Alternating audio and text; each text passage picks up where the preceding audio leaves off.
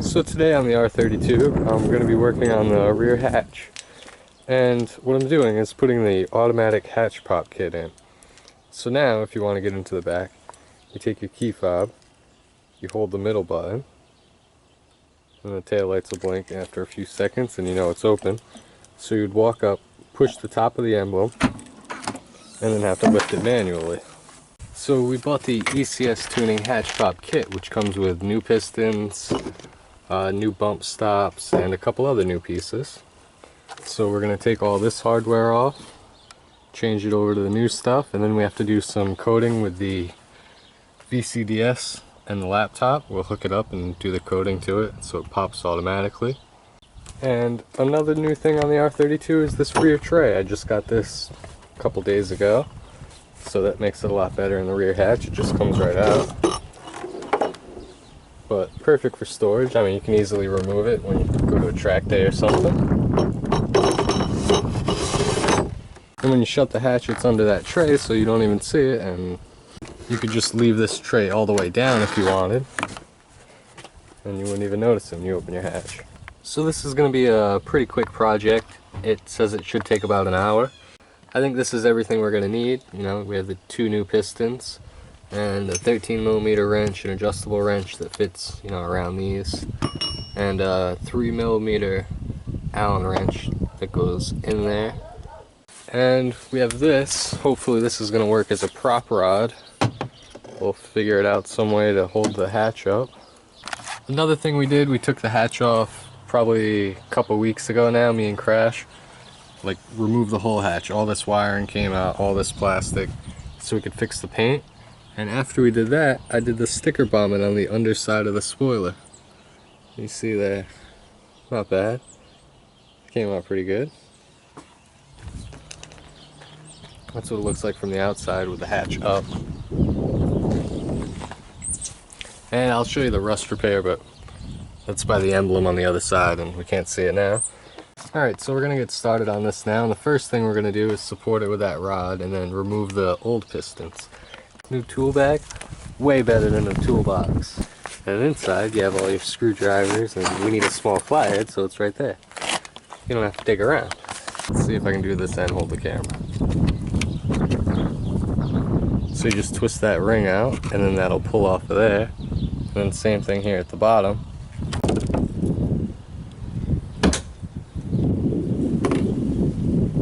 So I had to change that around a little bit. This wasn't going to be strong enough to hold the hatch up, that little nub.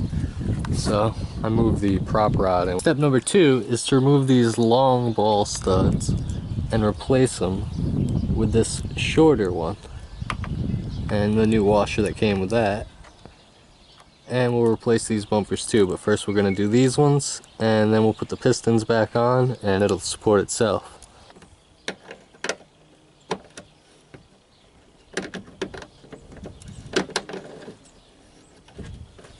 So I got the first stud out on the other side, and I'm surprised at how long it is as far as like the threads compared to the new bolt. And the new gas pistons here are a little bit different.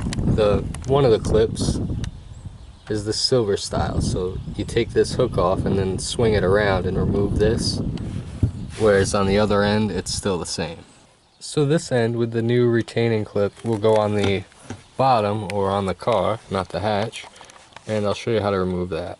You can just push it with your thumb and then it sort of just pops out. And let's see if we can get this installed.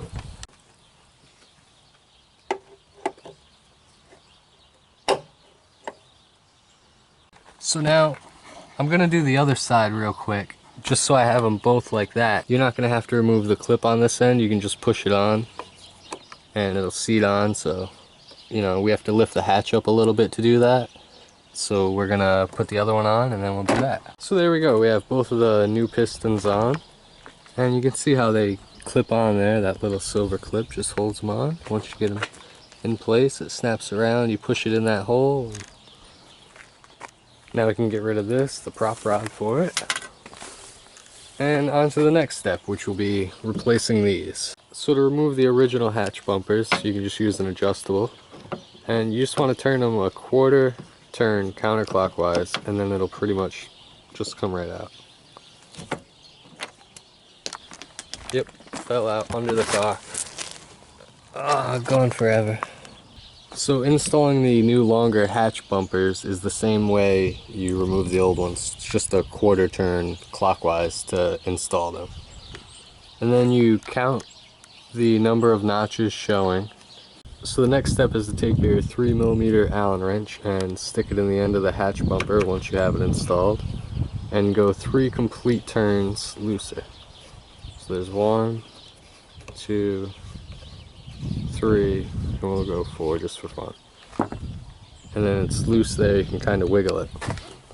So now it says to close the hatch but don't slam it, and they'll readjust and probably go in and compress a little bit. So right now there's 8 notches showing. You have to remember it's going to be tougher to close now because you put stronger pistons on. Like, these are stronger than the stock pistons, and that's why it's going to shoot up in the air instead of you having to lift it. But then you tighten the 3M screw back up in the center, and that'll secure them to the adjusted position. So we'll do that.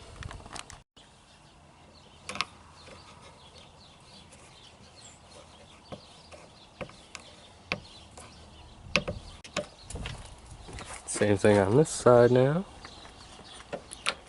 So now before we go any further to the next step, I'll show you how it closes now. It's definitely tougher to push down, like right about here you notice it. And it shut nice and tight that time.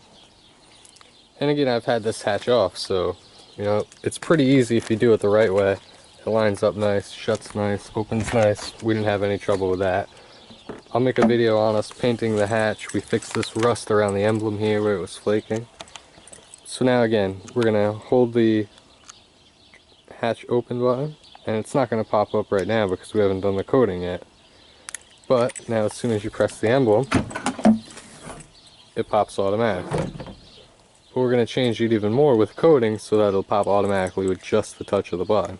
Now the last step for the hardware end of it is to grasp each bumper cap and turn it counterclockwise. And it says then they will extend and be ready for use, and that's referring to these. So you just turn them a little bit and then it pops out. Because it was just lifting off of the pistons, and now these are spring activated bumpers. I'm just sort of figuring this out as I go, but in theory, as soon as it unlatches now, these spring activated bumpers will pop, and then they'll give it enough push for the pistons to take over and continue lifting it. So we'll go in the house, get the laptop, come back out, and then do the coating end of it, and we should be good to go. A couple more minutes. So now I'm in the R32, and we have one more step to complete the automatic hatch pop install. So here's my Rostec wire that I have, and it's for the VCDS program on the laptop. So you will need one of these to do this, or you'll have to know somebody that has one or something like that. And what we're going to do is plug it in the computer with the USB end. Pretty straightforward. So if anyone's curious how much it costs for the wire here to hook up to your R32 from Rostec, there it is. The receipt just happened to be in the bag. So this one little wire, that much. So to plug it into your car, it's going to be way down here. So that connects onto your dash, you get the green light down there. The first thing you want to do in your VCDS, we'll X out of that just to show you. You go to select a control module, and then once that opens up, you have all your different things, your engine, your transmissions, and we're going to go to number 46, which is central convenience. I've only used the VCDS on my car one time to fix the airbag issues and stuff that I had under the hood, and now it's coming in handy to do some aftermarket modifications. And I'm sorry about the sun glare now, I'm just sitting in the car and it's just horrible. So once you get into central convenience, we want to go into coating number 7. So that's right here. Open up coating number 7 and go to long coating helper.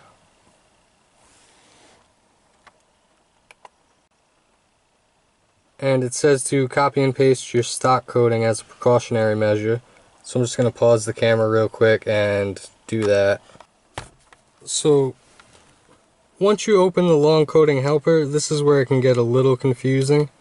you want to click byte number 2, which is box number 3 from the left. You see? You don't click the second box over. I have to watch out because this is a touchscreen laptop. I hope I didn't just fuck something up. I didn't even think of that. But you don't want to click box number 2. Click box 3, and that's for byte 2. And then you want to go down to bit 3, and I believe you check that for your central locking rear lid, soft touch, direct open, no release. And then you should close that window out and click do it. So click that. That's all you should have to do. Right? And then close this out and click do it.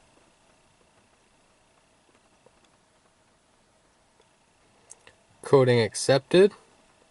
So we'll click OK.